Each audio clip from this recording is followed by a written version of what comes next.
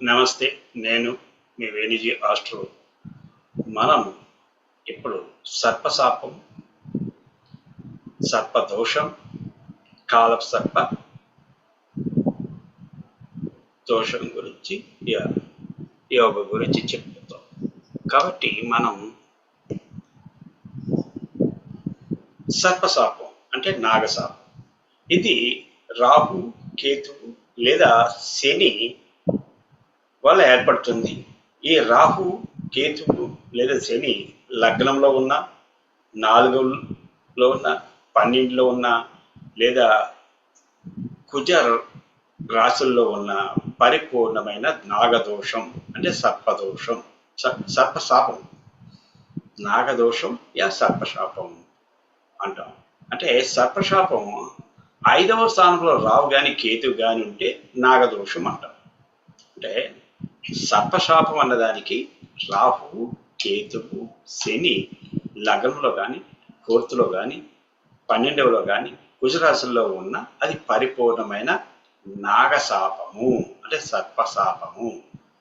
5లో స్థానంలో రాహు గాని కేతు ఉన్నా అది నాగదోషము. ఇది వ్యత్యాసం. అలాగే మనం గురుడు హానికారక రాశుల్లో కారకుడై, గురుడు హానికారక రాశుడై 6, 8, 12 భావాల్లో ఉంటే ఆ గురుడు ఉన్న రాశి రాహు నుండి కేంద్రంలో పడితే సర్పశాపము.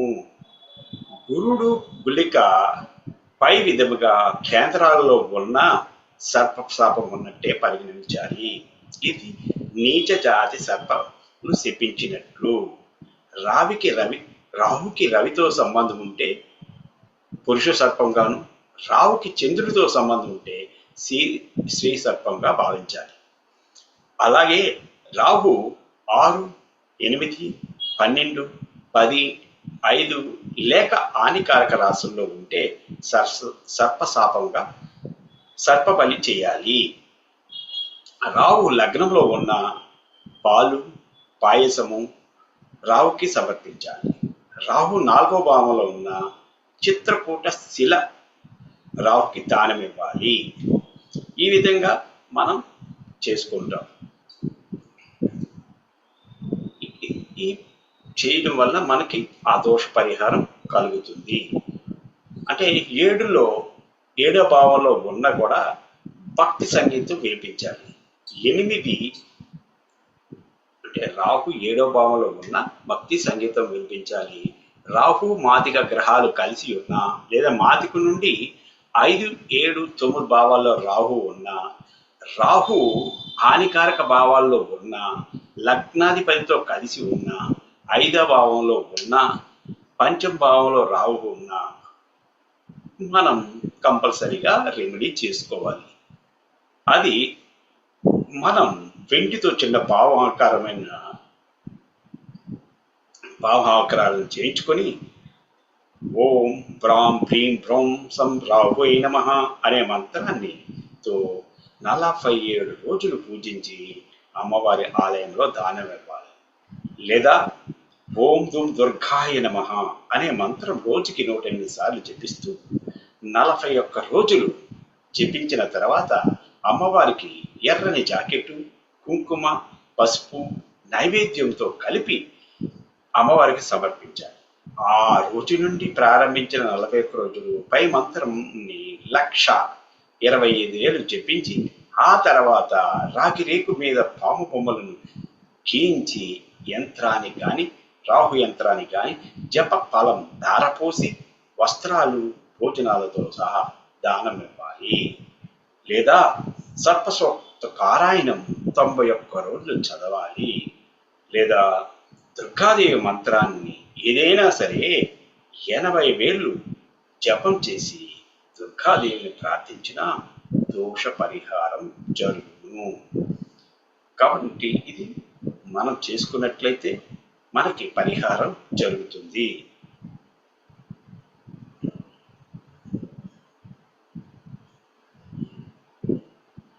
ఇప్పుడు సర్పదోషం అంటే కాలసర్పయోగం పట్టినవారు 5మ, 7మ, 8మ రాహుకేతులు ఉన్నవారు అంటే 5వ స్థానంలోను, 7వ స్థానంలోను, 8వ స్థానంలో రాహు కానీ కేతువు కానీ ఉంటే పూర్వజన్మలో పాములను చంపినవారు, మంత్ర ఔషధాలతో బంధించిన వారు, పుట్రలను తవ్వి ఇంట్లో కట్టినవారు నాగదోషం కలవారిగా పుడతారు. జాతక చక్రంలో రాహు 1వ స్థానంలో కానీ, 2వ స్థానంలో కానీ, 5వ స్థానంలో కానీ, 6వ స్థానంలో కానీ, 7వ స్థానంలో కానీ, 8వ స్థానంలో కానీ, 11వ రాశిలో కానీ ఉన్న సర్పదోషం. ఇది అనేక విధాల లెక్కించెదరు. కుజక్షేత్రంలో రావు ఉంటే కూడా సర్పదోషమే. పంచమంలో రావు ఉండి కుజునిచే చూడబడినా కూడా సర్పదోషమే. గురుడు రాహుతో కలిసి ఉన్నా సర్పదోషమే. లగ్నాధిపతి రాహుతో కలిసి ఉన్నా సర్పదోషమే. పంచమాధిపతి రాహుతో కలిసి ఉన్న సర్పదోషమే. రాహు నుండి 8వ స్థానంలో రవి ఉన్నా అది సర్పదోషమే. లగ్నాతు 8వ స్థానంలో చంద్ర లగ్నాతు 8వ స్థానంలో రాహు లేదా కేతువు ఉన్నా పుత్ర సంతానం ఉండదు. చంద్రదోషం కలిగిన పుత్ర సంతానం ఉండదు. ఉన్న వాళ్ళు ప్రయోజకులు కారు. కాబట్టి ఈ దోషములకు నాగ పూజ లేదా నాగ ప్రతిష్ఠ చేయాలి. కాబట్టి ఇది మనం చూసుకొని చేసుకుంటాం. నెక్స్ట్ అంటే రాహుకేతులు కాలసర్పయోగం. కాలసర్ప అంటే గ్రహాలన్నీ రాహుకేతుల మధ్యలో ఉన్నప్పుడు సర్పయోగం కానీ, కాలసర్పయోగం కానీ, కాలసర్పదోషం కానీ అంటాం. వీటికి మనం ఏ విధంగా ఐడెంటిఫై చేస్తామంటే 1వ రాశికి 7వ రాశికి మధ్యలో ఉంటే అది అనంత సర్పయోగము. అంటే దీని యొక్క ప్రభావం 27 సంవత్సరాలు వచ్చే వరకు ఉంటుంది. దాని ప్రభావం వల్ల దాంపత్య జీవితంలో సమస్యలు వస్తాయి. అదే 2-8 అంటే రాహు 2లో కేతు 8లో ఉంటే అది గుళిక సర్పయోగము అంటాం. ఇది 33 సంవత్సరాల వరకు ఆర్థిక సమస్యలు, కుటుంబ సమస్యలు ఉంటాయి. అదే రాహు 3 కేతు 9లో ఉంటే వాస్కి సర్పయోగము అంటాం. ఇది 36 సంవత్సరాలు ఉంటుంది. బంధువులతో బాధలు ఉంటాయి.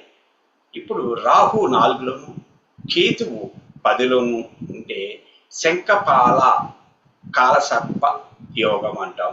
ఇది 43 సంవత్సరాలు ఉంటుంది. దీనివల్ల భూ గృహ వాహనాల వల్ల సమస్యలు వస్తాయి. అదే రాహుకేతువులు రాహు 5లోను కేతువు 11లో ఉంటే దీన్ని పద్మ కాలసర్పయోగం అంటాం. ఇది 48 సంవత్సరాలు మనకి ఇబ్బంది కల్పిస్తుంది. ఇది సంతానం వల్ల సమస్యలు కలిగిస్తుంది. రాహు 6లోను కేతు 7లో ఉంటే మహాపద్మ కాలసర్ప యోగం అంటాం. ఇది 58 సంవత్సరాలు వరకు ఉంటుంది. ఆర్థిక ఇబ్బందులు, శారీరక ఇబ్బందులు ఉంటాయి. ఇప్పుడు రాహు 7లోను కేతు 1లో ఉంటే తక్షక కాలసర్ప యోగం అంటాం. దీన్ని 27 సంవత్సరాలు ఉంటుంది. వ్యాపారంలో సమస్యలు, భార్యతో విభేదాలు ఉంటాయి. అదే రాహు 8లోను కేతు 2లోనుంటే కర్కాటకం 33 సంవత్సరాల వరకు ప్రమాదాలు జరిగే అవకాశం ఉంటుంది. రాహు 9లోను కేతు 3లో ఉంటే శంఖచూడ కాలసర్ప యోగం అంటాం. ఇది 36 సంవత్సరాల వరకు ఉంటుంది. దీనివల్ల పెద్దలతో సమస్యలు, గురువులతో సమస్యలు ఉంటాయి. 10 రాహు 10లోను కేతువు 4లోను ఉంటే ఘటక కాలసర్ప యోగం అంటాం. దీన్ని 43 సంవత్సరాలు ఉంటుంది. ఉద్యోగంలో, వృత్తిలో సమస్యలు ఉంటాయి.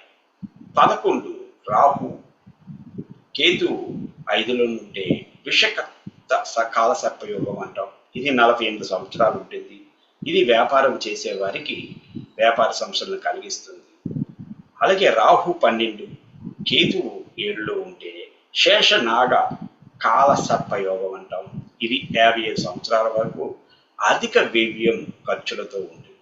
సామాన్యంగా కాలసర్ప దోషం వల్ల కార్య విఘ్నములు, స్వల్ప ఆయుర్దాయం, స్త్రీ సంతానం, అంతర్గత శత్రువులు, బంధువుల వారి సమస్యలు, ఆర్థిక సమస్యలు, గురుగృహ వాహన సమస్యలు, ప్రమాదాలు, గురువులతో పెద్దలతో విభేదాలు, దాంపత్య జీవితంలో సమస్యలు ఉంటాయి. కాబట్టి కాలసర్ప దోషానికి మనం ఎక్కడైతే రాహుకేతువు యొక్క ప్రతిష్టాపన జరిగి పూజ జరుగుతుందో వారికి 7 వారములు నిత్యము పూజ నాన్ బ్రేకబుల్గా చేసినట్లయితే ఎక్కువ 7 వారములు ఒకే సమయానికి ఒకే కాలానికి మీరు వెళ్ళి వారికి పూజ చేసినట్లయితే మీకు అక్కడ సమస్యల నుండి పరిష్కారం లభిస్తుంది. ఇప్పుడు నాగదోష నివారణకి శుక్ర పాడ్యము నాడు మాత్రమే శ్రీకాళహస్తి వెళ్ళి అచ్చట నిద్రించి మరుసటి దినం శివ దర్శనం చేసి పూజ చేసుకోవాలి. లేదా 6 ముఖముల రుద్రాక్షలను ధరించటం వల్ల కూడా మనకి నాగదోష నివారణ జరుగుతుంది.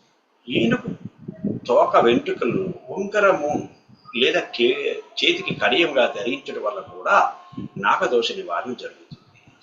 మన జన్మ నక్షత్ర దినము నాడు కానీ శుక్ల పాడ్యము నాడు కానీ అమావాస్య తిథులలో శనివారం నాడు గుర్రాలకు కుక్కులు పెట్టడం వల్ల కూడా నాగదోష నివారణ జరుగుతుంది.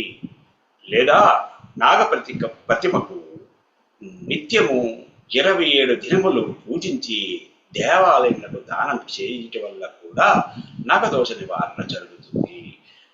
రాహుకాలమందు ప్రతి సోమవారము నాగదేవతకు క్షీరన్నాన్ని నివేదనం చేసి చేయటం వల్ల కానీ లేదా రాహుకాలమందు నాగ ప్రతిష్టకు క్షీరాభిషేకం చేసి నవగృహ పువ్వుల్లో కానీ నాగదేవత పువ్వుల్లో కానీ దానం లేదా రెండిలో వేయవలే. నవగ్రహాలు కోవిల్లో నవగ్రహ స్తోత్రం పారాయణం చేసి దేవాలయాన్ని 7 సార్లు ప్రదక్షిణ చేయవలే. ఈ విధంగా ఆదివారం ప్రారంభించి శనివారం వరకు చేయవలే. త్రైవత్యం బట్టి కొనసాగించడం మంచిది. నాగ పంచమి రోజు శ్రీకాళహస్తి క్షేత్రం దర్శించి దుర్గా పాతాళ వినాయకుడిని పూజించడం ద్వారా లేదా ఆదివారం నాడు ఉపవాసం ఉండి నాగదేవత ఆలయం చుట్టూ లలిత సహస్రనామావళి పఠించుతూ ప్రదర్శన చేయాలి. ఆదివారం ఉపవాసం ఉండి నాగదేవత ఆలయం చుట్టూ 108 ప్రదక్షిణలు లేదా 7 సార్లు మినిమం ప్రదక్షిణలు చేయటం ద్వారా కూడా మీకు నాగదోష నివారణ జరుగుతుంది. కాబట్టి ఇవి చేసుకోవాలి.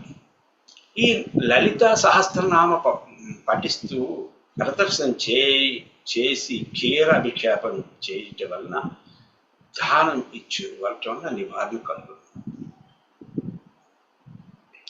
చంద్రుడు రాహువు కేతువు 6, 8, 12 భావాల్లో ఉన్న దోషం వల్ల అనేక బాధలు అనుభవించు. సర్పదోషమునకు పరిహారకారి దుర్గా స్తోత్రం దుర్గాదేవిని 41 రోజులు దుర్గాదేవిని పూజించాలి. 41 రోజున అనగా చివరి రోజు సాయంత్రం పూజలో 9 మంది ముత్తైదువులకు కానీ 9 మంది కన్యలకు కానీ ఫలదానం పసుపు కుంకలు తాంబూలంగా ఇచ్చి శక్తి కొలది వస్త్రదానం చేయాలి. రోజు ఉదయం సాయంత్రం పూజలో సాంబ్రాణి మంచి సువాసన కలిగినది ధూపం వేసి పూజించిన ఎడల దుర్గాదేవి అనుగ్రహం త్వరగా లభిస్తుంది. ఇది కాలసర్పదోషము రాహుకేతువుల మధ్య 7 గ్రహాలు బంధించినప్పుడే కాలసర్పదోషం. లగ్నంతో ఇక్కడ ఎటువంటి మార్పు ఉండదు. ఎందుకంటే లగ్నం గ్రహం కాదు కాబట్టి గ్రహములు రాహుకేతువుల మధ్య ఉన్న ఆ యొక్క 7 గ్రహాలు కాలసర్పదోషానికి సూచిస్తాయి. ఒక గ్రహం బయటకు వచ్చినా సరే కాలసర్పదోషం లేదంటే గ్రహాలకు కేతువు రాహువు మధ్యన ఉన్న అపసవ్య కాలసర్పదోషం అంటాం. దీనికి కాలసర్పదోషానికి మ్యాక్సిమం కాలసర్పదోషం నివారణకు పూజ 21 రోజులు చేయాలి. ఇంకా ఎక్కువ అనిపిస్తే నాగప్రతిష్ఠ చేయాలి. లేదా 6 ముఖాల రుద్రాక్షలను మెడలో ధరించాలి. లేదా మీ సమీప ఈ కాలసర్ప గుడిలో 18 ఆదివారాలు అక్కడ ఉన్న పుట్టకు వెళ్ళి పుట్టలో పాలు పోసి పూజించుకోవాలి. రావు కేతువుకు ప్రత్యేక దేవాలయం వెళ్ళి అచ్చట కాల సర్పదోష నివారణకు ప్రత్యేక పూజలు కూడా చేసుకోవచ్చు. రావు కేతువు ప్రత్యేక దేవాలయంలో వెళ్ళి అచ్చట కాల సర్పం పూజ చేయించడం వలన మీకు సంపూర్ణమైన ఫలితములు వస్తాయి. రాహు నక్షత్రం లేదా కేతు నక్షత్రంలో కలిగిన ఆదివారములు లేదా మంగళవారములు సుబ్రహ్మణ్య స్వామిని పూజించి పేదవారికి భోజనం పెట్టడం వల్ల కూడా కాలసర్పదోష నివారణ జరుగుతుంది. రాహు కేతువుల సర్పదోష నివారణ ప్రత్యేక పూజలు చేయించి మినుములు, ఉలవలు, కందులు దానం చేయటం వల్ల కూడా మీకు పరిహారం జరుగుతుంది. కాబట్టి మీరు వీటిని శ్రద్ధగా చేసినప్పుడు మీకు మంచి ఫలితాలను ఇస్తాయి. కాలసర్ప దోషం అనేది వేరు, నాగ శాపం వేరు, సర్ప దోషం వేరు. కాబట్టి మూడింటిని వేరువేరుగా చూసి మీరు సరి అయిన పూజా కార్యక్రమం, రెమెడీస్, పరిహారాలు చేసుకోవడం వల్ల మీకు మంచి ఫలితాలను కలుగుతాయి.